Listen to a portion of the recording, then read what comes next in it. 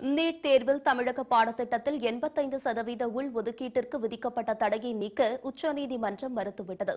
மாநில பாடத்திட்டத்தின் கீழ் படித்தவர்களுக்கு 85% ஒதுக்கீட்டை வழங்கி கடந்த ஜூன் 22ஆம் தேதி தமிழக அரசு அரசாணை பிறப்பித்தது.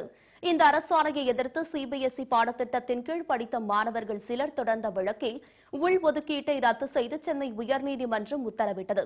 இதனை எதிர்த்து தமிழக அரசு மாநில பாடத்திட்டத்தின் கீழ் படித்த மாணவர்கள் தொடர்ந்த மேல்முறையீட்டு மனுவையும் தள்ளுபடி செய்தது உயர்நீதிமன்றம். இந்த தீர்ப்பை எதிர்த்து தமிழக அரசு உச்சநீதிமன்றத்தில் மேல்முறையீடு செய்தது. மேலும் மருத்துவ கலந்தாய்வு தாமதமாவதால் மேல்முறையீட்டு மனுவை அவசர வழக்காக விசாரிக்க வேண்டும் என்று தமிழக அரசு உச்சநீதிமன்றத்தில் கோரிக்கை வைத்தது. இதனைத் தொடர்ந்து தமிழக அரசின் மேல்முறையீட்டு வழக்கு இன்று அவசர விசாரணைக்கு வந்தது. மனுவை விசாரித்த நீதிபதிகள் தமிழக அரசின் அரசாணை செல்லாது என்று அறிவித்துள்ளனர்.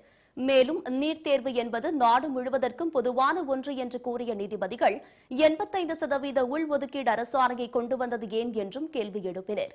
உச்சநீதிமன்றமும் தற்போது கைவிரித்து விட்டதால் தமிழக மாணவர்களின் மருத்துவ படிப்பு கனவு கேள்விக்குறியாகியுள்ளது.